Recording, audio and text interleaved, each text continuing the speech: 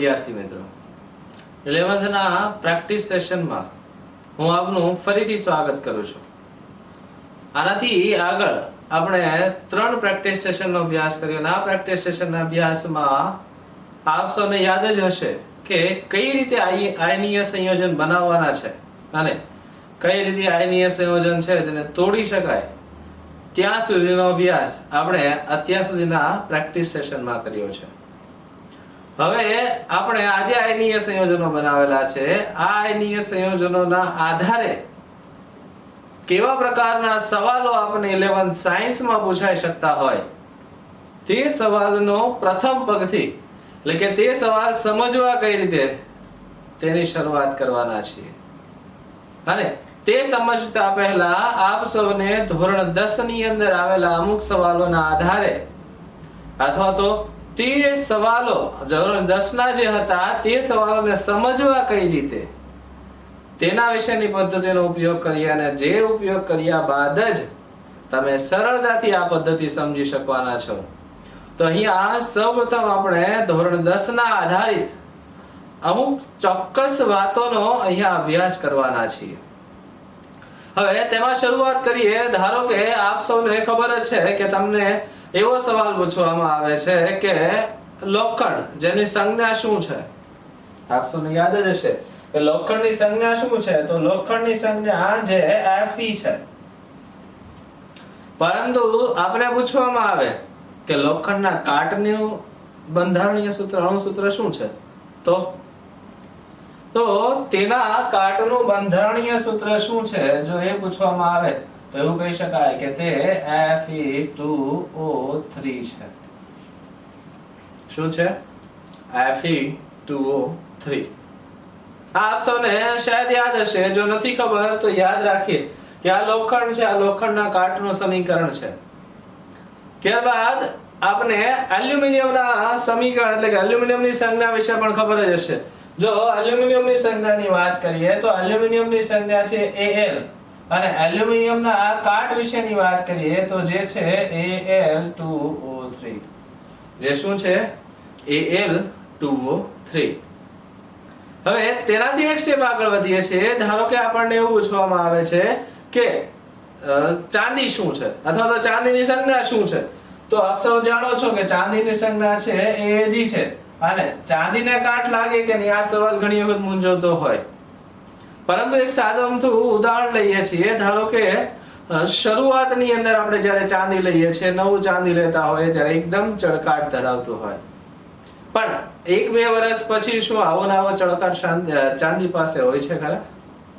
નથી હોતો. તેનો મતલબ એવો છે કે જે વાતાવરણના અમુક ઘટકોના સંપર્કમાં આવવાના કારણે પોતાનો ચળકાટ ગુમાવતો હોય, જે એક પ્રકારના ઓક્સાઇડ સ્વરૂપ હોય છે. કયા સ્વરૂપ હોય છે? ઓક્સાઇડ સ્વરૂપ હોય છે. ત્યારબાદ તાંબુ એટલે કે કોપર વિશે વાત કરીએ તો આપ સૌને ખબર છે કે કોપરનું સમીકરણ આપણી પાસે છે Cu. જેને પણ કાટ લાગતો હોય જે CuO અથવા તો Cu2O પ્રકારનું મોસ્ટલી CuO પ્રકારના સંયોજનો બનતા હોય છે કે જેમાં કોપર જે Cu+2 છે અને જે ઓક્સિજન છે એ પણ Cu+2 છે. તો હવે આ બધી ધાતુઓ આપ સૌને યાદ છે કે આ દરેકે દરેક ધાતુ છે. આ દરેકે દરેક ધાતુઓ કટાઈ જતી હોય છે. તો ક્યારેય પણ એવો વિચાર કર્યો છે કે આ કટાય છે આના પાછળનું કારણ શું? આમાં શાયદ જોઈને આપને ખબર પડી જશે કે દરેક ધાતુ જે કટાય છે આનું કારણ શું હોઈ શકે. યાદ છે અથવા તો દેખાય છે ખરા? તો સિમ્પલ ભાષામાં કેવું હોય તો એવું કહી શકાય કે અહીંયા જુઓ, અહીંયા આપણી પાસે કોપર એકલો છે જ્યારે અહીંયા ઓક્સિજન ઉમેરાણો, અહીંયા Ag એકલો છે જ્યારે અહીંયા ઓક્સિજન ઉમેરાણો, એલ્યુમિનિયમ એકલો છે એલ્યુમિનિયમમાં પણ ઓક્સિજન ઉમેરાણો, Fe એકલો છે અને Fe માં પણ ઓક્સિજન જ ઉમેરાણો. તો દરેકે દરેક જગ્યાએ આપ જોઈ શકો છો તબક્કાવાર જોઈએ કે ગમે તે રીતે જોઈએ, અંતમાં તો તેને કાટ લાગવા માટે ઓક્સિજન જ જવાબદાર છે. એટલે કે કોઈ પણ પદાર્થ છે આ પદાર્થમાં ઓક્સિજન ઉમેરાય છે. ઓક્સિજન શું થાય છે? ઉમેરાય. અને ઓક્સિજન ઉમેરાવાના કારણે તે પદાર્થ કટાઈ જાય છે. તો આ રીતે આપણે તેને કટાવવું એવું કહી શકાય. અને કટાવવા માટે જવાબદાર કોણ? ઓક્સિજન. ઘટાવા માટે જવાબદાર કોણ છે?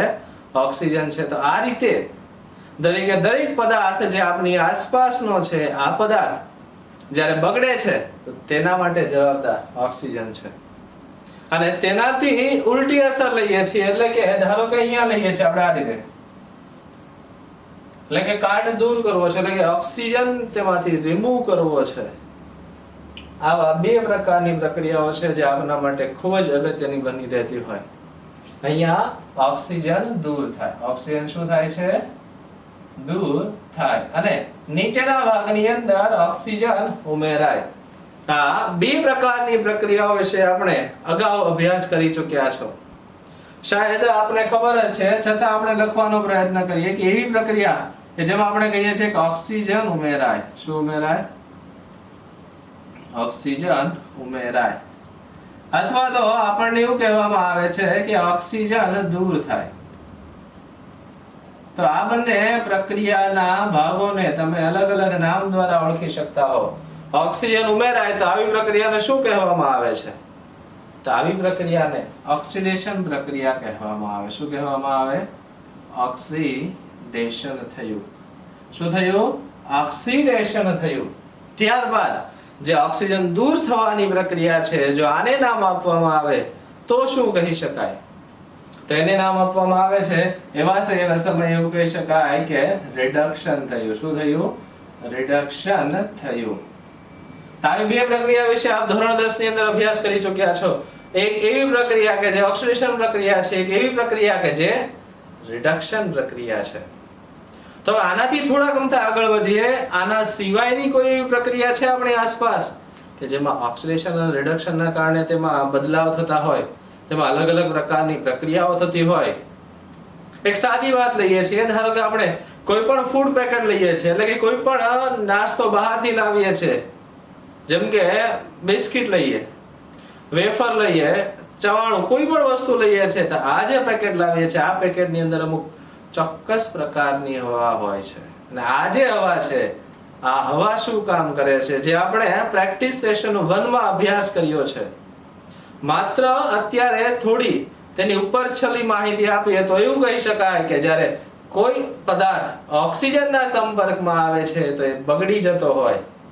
તો ત્યાં શું થયું? ઓક્સિજનના સંપર્કમાં આવ્યો, ઓક્સિજન સાથે પ્રક્રિયા થઈ, ઓક્સિજનના સંપર્કમાં આવ્યો, ઓક્સિજન સાથે પ્રક્રિયા થઈ. આથી આ દરેક પદાર્થો જે બગડતા હોય છે, દરેક પદાર્થોમાં થોડા ઘણા ફેરફાર થતા હોય છે. એટલે આ રીતે કોઈ પણ પદાર્થ છે, આ કોઈ પણ પદાર્થ બગડવું તે ઓક્સિડેશનના કારણે જ થતું હોય છે. જેના કારણે થતું હોય? ઓક્સિડેશનના કારણે જ. પરંતુ જો આ પદાર્થને સાચવી રાખવો હોય તો શું કરવામાં આવે છે? શાયદ આપને ખબર જ હશે, છતાં એકવાર આપને જણાવી દઉં. નાઇટ્રોજન વાયુ ઉમેરવામાં આવે છે, જે આપણે પ્રેક્ટિસ સેશન 1 માં અભ્યાસ કર્યો હતો. પ્રેક્ટિસ સેશન 1 માં તેના વિશેનો ખ્યાલ મેળવ્યો હતો. શું ઉમેરવામાં આવે છે? Nitrogen gas.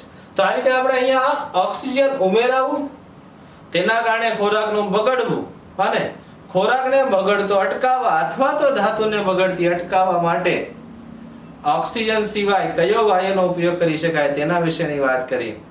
પછી ધારો કે આપણને એવું પૂછવામાં આવે છે કે કયો એવો પદાર્થ છે જે ઓક્સિજન જે પ્રમાણમાં, એટલે કે જેટલા પ્રમાણમાં કાટ લગાડે છે, આના કરતા બમણો અથવા તો આના કરતા ખૂબ જ ઝડપથી કાટ લગાડી દે? આવો સવાલ પૂછવામાં આવે તો આપ કઈ રીતે જવાબ આપી શકો છો? તો એક સાદી વાત કરીએ. આપની પાસે બે ભાગ આપવામાં આવ્યા છે. પ્રથમ છે પાણી અને બીજું છે ઓઝોન વાયુ.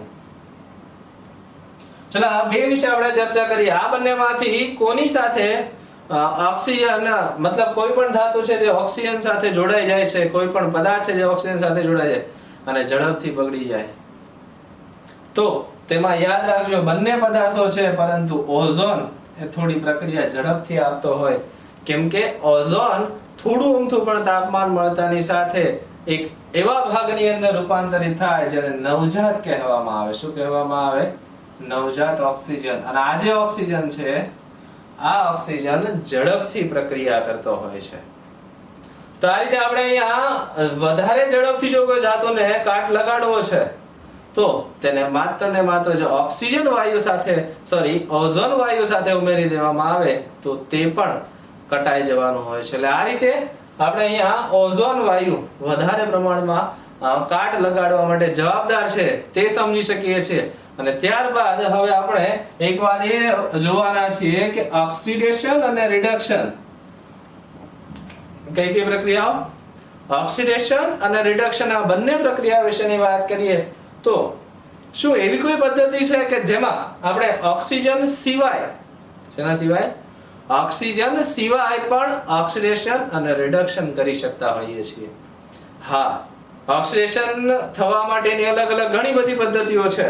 જેમ કે આપણે અહીંયા ઓક્સિડેશન થવા માટેની એક તો લીધી જ છે, ઓક્સિજન ઉમેરાય. આના સિવાયની હાઇડ્રોજન દૂર થાય. હાઇડ્રોજન શું થાય? દૂર થાય. અને તેનાથી આગળ આપણે વાત કરીએ તો રિડક્શન એટલે શું થાય? તો રિડક્શન માં આવશે હાઇડ્રોજન. તો હાઇડ્રોજન દૂર થવો, અહીંયા આપ જોઈ શકો છો તે પ્રમાણે ઓક્સિડેશન થયું મતલબ કે ઓક્સિજન ઉમેરાયો છે અને રિડક્શન મતલબ કે ઓક્સિજન દૂર થયો છે. જ્યારે અહીંયા ઓક્સિડેશન અને રિડક્શનમાં હાઇડ્રોજનના આધારિત વાત જોઈશો તો તે તેનાથી ઉલટી છે. એટલે કે અહીંયા ઓક્સિજન ઉમેરાતો હતો જ્યારે હાઇડ્રોજન દૂર થાય છે. હાઇડ્રોજન શું થાય છે? દૂર. જ્યારે અહીંયા હાઇડ્રોજન ઉમેરાતો હોય તો આ રીતે કોઈ પ્રક્રિયા છે. આ પ્રક્રિયાની અંદર આપ હાઇડ્રોજન ઉમેરાવાથી અથવા તો હાઇડ્રોજન દૂર થવાના આધારે પણ ઓક્સિડેશન અને રિડક્શન નક્કી કરી શકતા હો છો. આ જે પ્રક્રિયાઓ છે આ પ્રક્રિયાની અંદર પણ હાઇડ્રોજન અને ઓક્સિજન જે આપ જોઈ શકો છો આ રીતે ઓક્સિડેશન અને રિડક્શન થતા હોય. એટલે કે હું એક ઉદાહરણ આપું છું આપને. ધારો કે આપણે અહીંયા લઈએ છીએ કાર્બન. આ કાર્બન ની અંદર ઓક્સિજન ઉમેરાય છે અને CO2 બને છે. તો આપ સૌ સારી રીતે કહી શકો છો કે કાર્બન માંથી કાર્બન ડાયોક્સાઇડ બન્યું જે ઓક્સિડેશન પ્રક્રિયા છે. એટલે કે ઓક્સિજન દેખાય છે આપણે અહીંયા. ઓક્સિજન શું થાય છે? દેખાય છે કે કાર્બન ની અંદર ઓક્સિજન ઉમેરાયો છે. આવું જ એક ઉદાહરણ લઈએ છીએ. જેમ કે અત્યારે લઈએ આપણે કાર્બન +2H2 સમજવા માટે લઈએ છીએ. અહીંયા અલગ અલગ રીતે બનતો હોય. જેમ કે CH4 લઈએ છીએ તો અહીંયા અથવા તો નાઇટ્રોજન લઈએ છીએ અને નાઇટ્રોજન ની આપણે H2 સાથે પ્રક્રિયા કરીએ છીએ અને 2NH3 બનાવતા હોઈએ છીએ. તો આવી જે પ્રક્રિયા છે આ પ્રક્રિયાની અંદર પણ અહીંયા આપ જોઈ શકો છો તે પ્રમાણે હાઇડ્રોજન દેખાય છે. એટલે કે હાઇડ્રોજન ઉમેરાણો એટલે રિડક્શન થયું. એટલે અહીંયા નાઇટ્રોજન હતો, સામેના ભાગની અંદર હાઇડ્રોજન ઉમેરાણો છે તો આવા સમયે શું થયું છે? રિડક્શન થયું. આ બંને પ્રક્રિયાઓ એવી છે કે તમે જોઈ શકો છો અને જોયાના આધારે આપ કહી શકો કે આમાં ઓક્સિડેશન થયું છે કે રિડક્શન થયું છે. પરંતુ અમુક એવા પ્રકારની પ્રક્રિયાઓ હોય છે કે જે પ્રક્રિયાની અંદર આપ જોઈ શકતા નથી હોતા. એટલે કે એ પ્રક્રિયામાં ઓક્સિડેશન થયું છે કે રિડક્શન એ ખબર જ નથી હોતી. આ પ્રક્રિયાઓ શેના આધારિત હોય? તો આ પ્રક્રિયા હોય છે ઇલેક્ટ્રોન આધારિત. શેના આધારિત હોય છે? ઇલેક્ટ્રોન આધારિત. એટલે કે જે પ્રક્રિયા દરમિયાન ઇલેક્ટ્રોનનો ઉમેરો થાય અથવા તો પ્રથમ લઈએ કે ઇલેક્ટ્રોન દૂર થાય. ઇલેક્ટ્રોન દૂર થાય તો તેને શું કહેવામાં આવે છે? ઓક્સિડેશન કહેવામાં આવે છે. અને બીજા ભાગની અંદર ઇલેક્ટ્રોન ઉમેરાય. ઇલેક્ટ્રોન શું થાય છે? ઉમેરાય. તો આવા પ્રકારની પ્રક્રિયા છે અને રિડક્શન કહેવામાં આવે છે.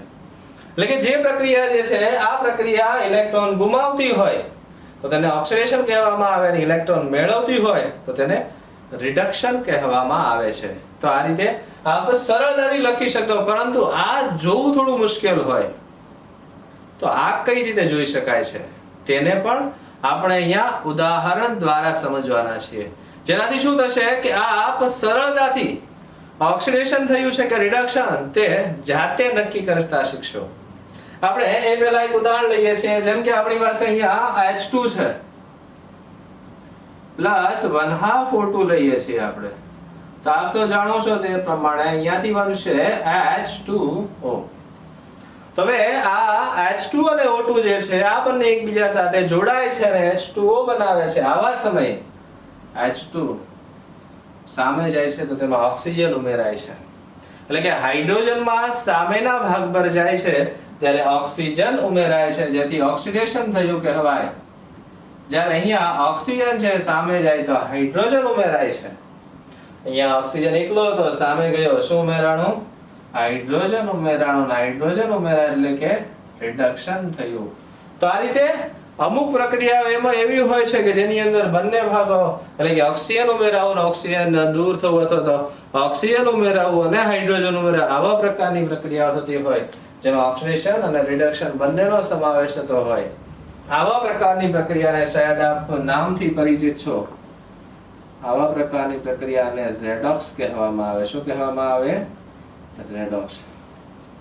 આ નામનું એક યુનિટ ધોરણ 11 ની અંદર પણ આવે છે, યુનિટ નંબર 8, જે એકદમ સરળ છે પરંતુ તે શીખવાની હજી વાર છે. સૌપ્રથમ આપણે વાત કરીએ અમુક એવી પ્રક્રિયાઓ કે જે ઇલેક્ટ્રોનના આધારિત થતી હોય. શેના આધારિત થતી હોય?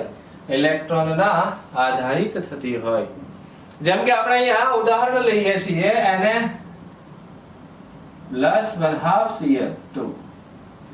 તો આની અંદરથી બને છે NaCl.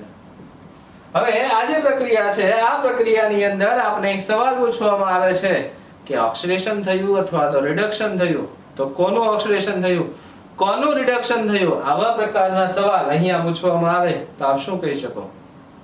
તો આપ સૌને એક વાત યાદ કરાવી દઉં કે આવા પ્રકારની જે પ્રક્રિયાઓ છે, આવા પ્રકારની પ્રક્રિયાઓ સમજવા માટે જ મેં આપને આયનીય સંયોજન બનાવતા અને છૂટા પાડતા શીખવાડ્યા છે.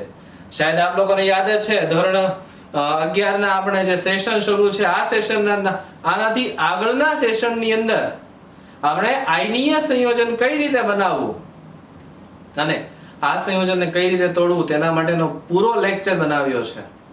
જો આપે હજી સુધી તે નથી જોયો તો આપને વિનંતી છે કે તે સેશન પ્રથમ જોઈ લો, કેમ કે તે સેશન આપના માટે ખૂબ જ અગત્યનો છે. અને આ જે પદ્ધતિ છે આ પદ્ધતિ મેં આપને ખૂબ જ સરળ રીતે બનાવરાવી છે. ખૂબ જ સરળ રીતે આપને તે પદ્ધતિ વિશેનો અભ્યાસ કરી શકો તે માટેના પ્રયત્નો કર્યા છે. તો તે આગળના લેક્ચરમાં છે, જે પણ આપ સરળતાથી જોઈ શકો છો પ્રેક્ટિસ સેશન નંબર 3 માં. અને આ સેશન નંબર 4 ની અંદર જે આ સવાલો છે આ સોલ્વ કરવા સરળ બની જશે જો આપને આવડતું હશે તો. એટલે આ રીતે આપણે અહીંયા સોડિયમ અને Cl2 આ બંને વચ્ચે જ્યારે પ્રક્રિયા કરીએ છીએ ત્યારે NaCl બને છે એ આપણે જાણીએ છીએ, પરંતુ તેમાં ક્યારે ઓક્સિડેશન થાય છે અને ક્યારે રિડક્શન એટલે કે કોનું ઓક્સિડેશન થાય છે અને કોનું રિડક્શન થાય છે તે નક્કી કરતા આપણે શીખીએ અહીંયા. તો સૌપ્રથમ લઈએ, જ્યારે આવું સમજવું હોય તો એવા સમયે આના બે ભાગ પાડતા આવડવા જોઈએ. અને મેં આપને હોમવર્ક ની અંદર એટલે કે પ્રેક્ટિસ માટે પણ કહ્યું હતું કે આપ ઘરે પ્રેક્ટિસ કરી શકો છો. આવા 25, 50, 100 ઉદાહરણ બનાવીને જેને જોડી શકો છો તેને તોડી શકો છો. આવા ઉદાહરણ પ્રેક્ટિસ માટે પણ કહ્યું હતું. શાયદ આપણે પ્રેક્ટિસ કરી હશે તો આને સરળતાથી બે ભાગ પાડી શકશો. કઈ રીતે? Na અને Cl ને જ્યારે તોડવા છે તો શું કરી શકાય? તો જ્યારે આને તોડવામાં આવે તો સૌપ્રથમ લખીએ આપણે Cl-1. તો Na પર કેટલો વીજભાર હશે? Na પર હશે Na+1. શું હશે? Na+1. તો Cl- અને Na+1. હવે આપ સૌ અહીંયા જોઈ શકો છો કે Na જે છે આ Na પર કોઈ પણ વીજભાર નથી. જ્યારે અહીંયા Na જે છે આ Na બને છે Na+1. શું બને છે? Na+1. જ્યારે અહીંયા આપ જોઈ શકો છો Cl પાસે કોઈ વીજભાર નથી, પરંતુ સામે જાય છે ત્યારે Cl બને છે -1. Cl શું બને છે? -1. તો હવે આના આધારે આપણે ઓક્સિડેશન અને રિડક્શન પ્રક્રિયાઓ સમજવાનો પ્રયત્ન કરવાના છીએ, જેમાં આપણે સૌપ્રથમ વાત કરીએ. ચલો, તો સોડિયમમાંથી સોડિયમ પ્લસ બન્યું. આપણે આનાથી આગળના લેક્ચરમાં વાત કરી હતી તે મુજબ કોઈ પણ તત્વ ધન આયન બને છે તો ધન આયન ક્યારે બને? જો ઇલેક્ટ્રોન ગુમાવે તો. ફરીથી એકવાર આ જ સેન્ટેન્સને આપણે આગળના લેક્ચરમાં અલગ રીતે લખ્યું હતું. ધન આયન ક્યારે બને? ધન આયન ક્યારે બને? તો કોઈ તત્વ ઇલેક્ટ્રોન ગુમાવે તો શું થાય? ઇલેક્ટ્રોન ગુમાવે તો. આનાથી આગળના લેક્ચરમાં આપણે એવું લખ્યું હતું કે ઇલેક્ટ્રોન ગુમાવે તો ધન આયન બનતો હોય. તો અહીંયા આપણે એ રીતે લખીએ છીએ કે જો ધન આયન બને છે એટલે કે અહીંયાથી સોડિયમમાંથી સોડિયમ પ્લસ બન્યો છે, મતલબ એ ધન આયન બન્યો. ધન આયન ક્યારે બને? ઇલેક્ટ્રોન ગુમાવે તો. ધન આયન ક્યારે બને છે? ઇલેક્ટ્રોન ગુમાવે તો. અને ઇલેક્ટ્રોન ગુમાવવું એટલે કે ઇલેક્ટ્રોન દૂર ક્યાં થાય છે તો આવા પ્રકારની પ્રક્રિયાને શું કહેવામાં આવે ઓક્સિડેશન તો અહીંયા સોડિયમ આ ઓક્સિડેશન પ્રક્રિયા છે સોડિયમ શું કરે છે ઓક્સિડેશન પ્રક્રિયા ત્યારબાદ અહીંયા Cl2 લઈએ છીએ અને આ Cl2 માંથી Cl- બનાવીએ છીએ આવા સમયે ફરીથી એકવાર Cl2 માંથી Cl- બનાવીએ છીએ તો આપ સૌને યાદ જ છે કે ઋણ આયન ક્યારે બને શું ઋણ આયન ક્યારે બને તો ઋણ આયન બનવા માટે વિશેની વાત કરીએ તો ઋણ આયન ક્યારે બને છે તો કોઈ તત્વ ઇલેક્ટ્રોન મેળવે તો આવો આગળના લેક્ચરમાં અભ્યાસ કરી ગયા છે આપણે ઇલેક્ટ્રોન મેળવે તો અહીંયા આપ જોવો છો Cl છે જે 0 અવસ્થામાં તો -1 બન્યો છે એટલે ઇલેક્ટ્રોન મેળવ્યો છે શું કર્યું છે ઇલેક્ટ્રોન મેળવે અને ઇલેક્ટ્રોન મેળવે છે તો આવા સમયે તેને શું કહેવામાં આવે છે રિડક્શન એટલે આપણને અહીંયા સવાલ પૂછવામાં આવે છે કે કોનું ઓક્સિડેશન થયું છે અને કોનું રિડક્શન થયું છે તે સમજવું હોય તો એકદમ સરળ છે દેખાઈ શકે છે પરંતુ આ સમજવા માટે આપણે આ સમજ આવડવી જોઈએ આ સમજ માટે અત્યાર સુધીના પ્રેક્ટિસ સેશન આવડવા જોઈએ જે સરળ બનાવે છે આ પદ્ધતિને એટલે અહીંયા આપ જોઈ શકો છો અહીંયા ઓક્સિડેશન સોડિયમ નું થાય છે જ્યારે ક્લોરીન નું રિડક્શન થતું હોય ધારો કે આગળના જ ઉદાહરણમાંનું એક ઉદાહરણ લઈએ છીએ આપણે જે અહીંયા જોયું હતું આપણે અહીંયા જેમ કે મેગ્નેશિયમ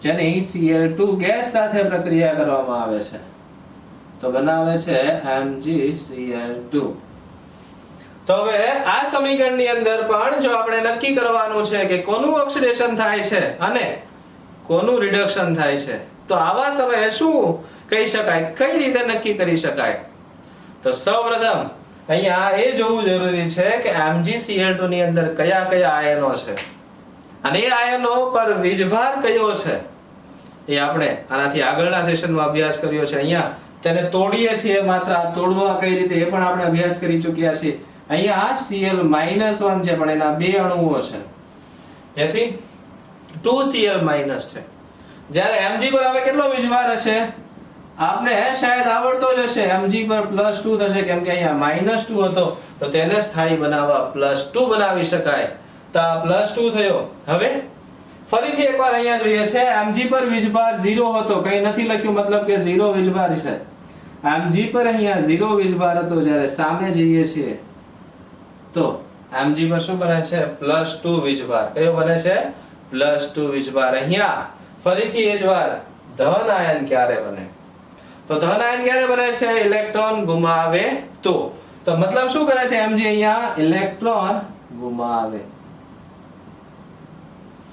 અને ઇલેક્ટ્રોન ગુમાવવો મતલબ ઓક્સિડેશન થાય કે રિડક્શન તો અહીંયા આપ જોઈ શકો છો આ ભાગની અંદર ઇલેક્ટ્રોન દૂર થાય ઓક્સિડેશન થાય ઇલેક્ટ્રોન દૂર થાય તો શું થાય ઓક્સિડેશન થાય તો આ રીતે અહીંયા મેગ્નેશિયમ પોતે ઓક્સિડેશન કરે છે જ્યારે ક્લોરીન આ જે ક્લોરીન છે આ ક્લોરીન ની અંદર અહીંયા જોઈ શકો છો તે મુજબ -1 બને છે અને ઋણ આયન ક્યારે બને ઋણ આયન ક્યારે બને તો ઇલેક્ટ્રોન મેળવે તો શું થાય તો ઇલેક્ટ્રોન મેળવે તો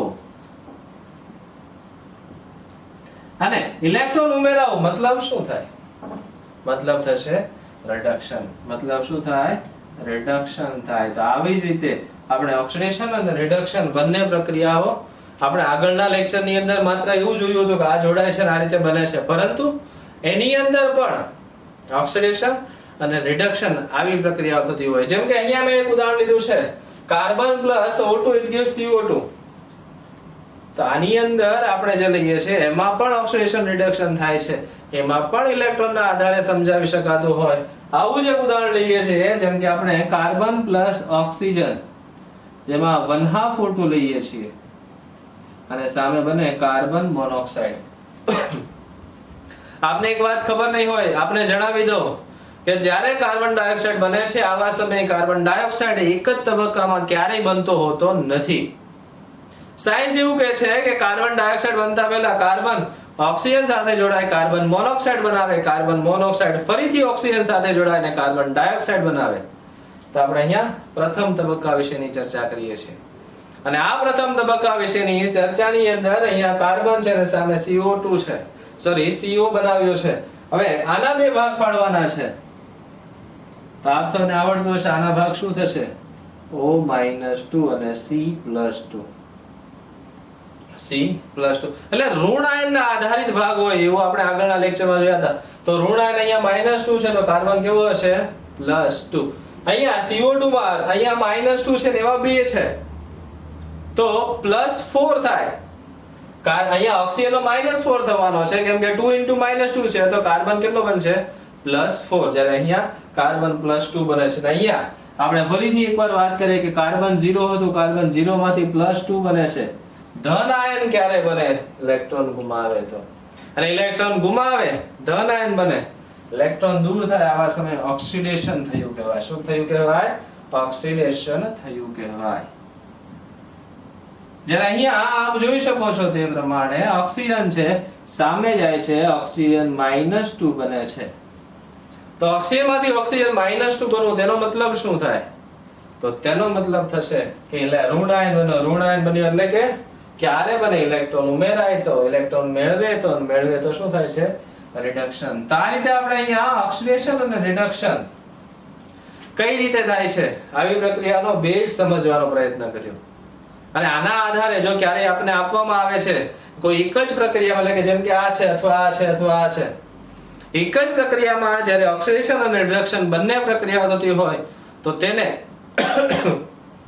કેમિસ્ટ્રીની ભાષામાં રેડોક્સ પ્રક્રિયા કહેવામાં આવે છે. એટલે આ રીતે આપણે બીજો એક એવો કોન્સેપ્ટ કે જે આપ ધોરણ 10 માં અભ્યાસ કર્યા છો, ઓક્સિડેશન રિડક્શન, પરંતુ તેને સરળ પદ્ધતિ દ્વારા સમજવાનો પ્રયત્ન કર્યો છે. અને આના પછીના લેક્ચરની અંદર આપણે હવે એક નવો ભાગ શીખવાના છીએ, એક નવી પદ્ધતિ શીખવાના છીએ. એનો માત્ર આપણે ખ્યાલ આપી દઉં તો આપણે અત્યાર સુધીના અભ્યાસમાં એક સવાલ જોયો છે કે લોખંડની જહાજને કાટ લાગતો અટકાવવા ઝિંક અને મેગ્નેશિયમના ચોસલા મૂકવામાં આવે છે. તો અહીંયા ઝિંક અને મેગ્નેશિયમ જ શા માટે? તેના રિલેટેડ એકદમ બેઝિક કોન્સેપ્ટ કે જે આપણે ક્યારે વિચાર્યું પણ ન હોય, આટલું સરળ પદ્ધતિ દ્વારા આપણે આના પછીના સેશનમાં સમજવાનો પ્રયત્ન કરવાના છીએ.